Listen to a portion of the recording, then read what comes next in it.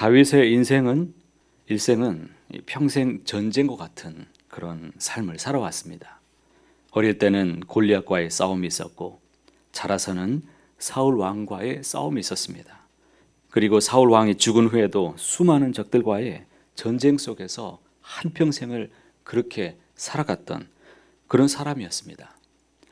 오늘 말씀에 보니까 다윗이 왕이 되어서 정복한 국가들 보니까 블레셋, 모압, 소바, 다메섹, 아람, 에돔 5개 나라에 대해서 얘기하죠. 이렇게 수많은 전쟁을 치렀지만 다윗은 전쟁마다 승승장구합니다. 다윗도 뭐 하나 당연한 것이 없었어요. 그런 인생을 살아갑니다. 그런데 거기에 무엇이 있었느냐? 그런데 놀랍게도 하나님의 은혜가 있었다는 것입니다. 이처럼 다윗이 열국을 칠 때마다 이길 수 있었던 것이 무엇이었는가? 그 이유를 보니까 본문 속에 몇 가지 이유가 있었습니다. 첫째는 승리의 원인은 하나님께 있었습니다. 본문 말씀에 의도적으로 강조하는 문구가 있습니다. 6절 하반절에 다윗이 어디로 가든지 여호와께서 이기게 하시니라. 14절 하반절에 보니까 다윗이 어디로 가든지 여호와께서 이기게 하셨더라. 다윗이 어딜 가든지 간증하며 고백하는 그런 말이 있다면 그것은 하나님께서 이기게 하셨다라는 이 말일 것입니다. 그리고 이 말씀이 본장의 주제이기도 합니다. 이기게 하다, 이 해당되는 히브리어 단어 야샤라는 이 단어를 지금 쓰고 있는데요. 열려있다, 넓다라는 그런 뜻을 쓰고 있습니다. 택하신 자를 어려움 가운데서 항상 도와주시고 구원하시는 하나님의 크신 은혜, 그 은혜를 가리킬 때 쓰는 단어입니다. 이 말씀은 인생의 성공과 실패가 결코 인간의 어떤 노력, 재능, 지혜로 되는 것이 아니라는 겁니다. 하나님께서 승패를 결정하신다는 것을 가르쳐주고 있습니다. 다윗이 이런 은혜를 받는 이유는 그가 하나님의 말씀에 철저히 입각해서 그 가르침을 따라가고 인도하심을 받고 전쟁을 수행했기 때문입니다. 하나님의 약속에 근거해서 그가 살아갔다는 것을 알 수 있습니다. 하나님의 말씀대로 준행하는 자, 그에게 하나님은 늘 이기게 하셨다. 이 사실은 이 다윗의 언약의 법칙인데요. 눈만 뜨면 생존 전쟁에서 뛰어들어야 되는 이 시대 정글의 법칙에도 그대로 적용해 볼 수가 있습니다. 이 시대의 세속의 물결에 휩쓸리지 않기 위해서 우리는 분명하게 결단해야 됩니다. 사사기의 정신으로 살 것인가 아니면 다윗의 정신으로 살아갈 것인가. 사사기의 정신은 다 내쫓지 못하고 번번이 깨어질 것인가 아니면 다윗의 정신으로 어딜 가든지 여호와께서 이기게 하심을 경험할 것인가. 이것은 여러분이 선택해야 됩니다. 이를 위해 이 아침에도 우리에게 이기게 하시는 하나님이 내 편이 되어주시도록 겸손히 무릎을 꿇고 간구하시기를 바랍니다. 두 번째로 다윗은 오직 하나님만 의지했습니다. 그런데 그가 진정으로 하나님만 의지했는가? 이것을 어떻게 볼 수 있는 줄 아십니까? 그가 승리를 얻었을 때 그가 어떻게 하는가를 보면 알 수 있습니다. 4절 말씀 보십시오.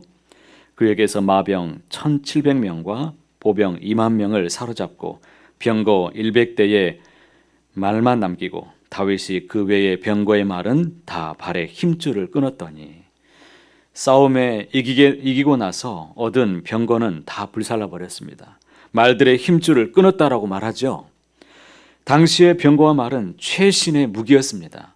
이 같은 것을 불태우고 못 쓰게 했다라는 것은 하나님의 명령이기도 하지만 모든 전쟁을 인간의 힘에 의지하지 않고 철저히 누구만 의지하겠다는 것입니까?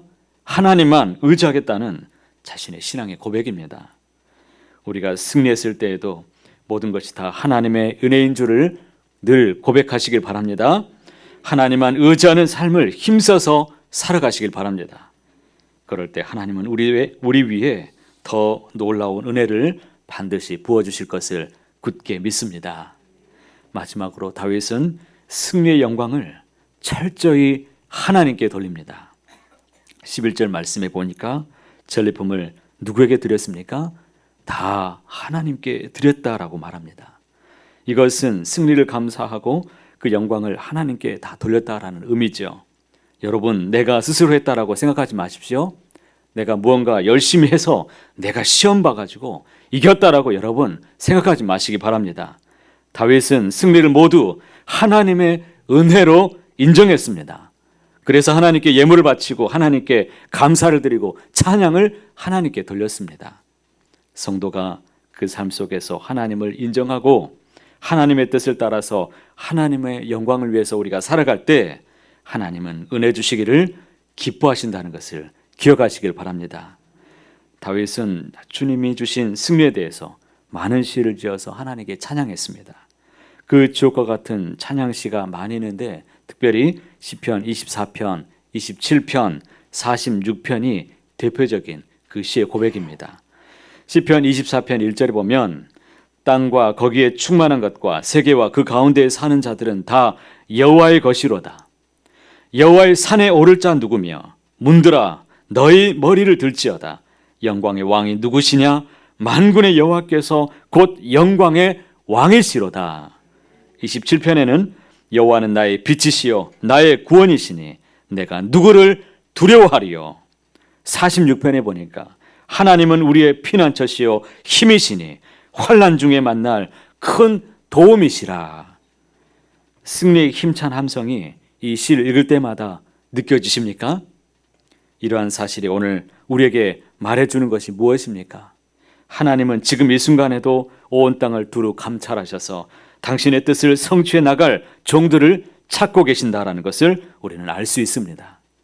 우리가 알다시피 대한민국은 이념 간의 갈등, 세대 간의 갈등, 계층 간의 여러 가지 분열과 갈등으로 고통받고 있습니다. 한국교회와 성도들은 사단과의 영적인 전쟁을 하는 가운데 수없이 많은 문제와 싸우며 살아갑니다. 이와 같은 때에 하나님의 선택된 종으로 사탄의 세력을 대적하고 하나님의 마음을 시원하게 하고 수많은 사람들에게 소망을 주는 하나님의 위로의 의로운 병기가 되는 십자가의 병기가 다 되시기를 간절히 소망합니다. 다윗을 승리하게 하셨던 하나님께서 오늘을 살아가는 우리들과도 함께 하신다는 것을 꼭 믿으시길 바랍니다. 반드시 승리를 허락해 주실 것입니다. 하나님의 뜻을 따르는 복된 삶을 살아가시길 바랍니다. 더 기도하시고 엎드려서 주님 앞에 몸을 굽히시고 더 사랑하시고 은혜로 승리자가 다 되시는 저와 여러분 모두가 되시기를 간절히 소원합니다.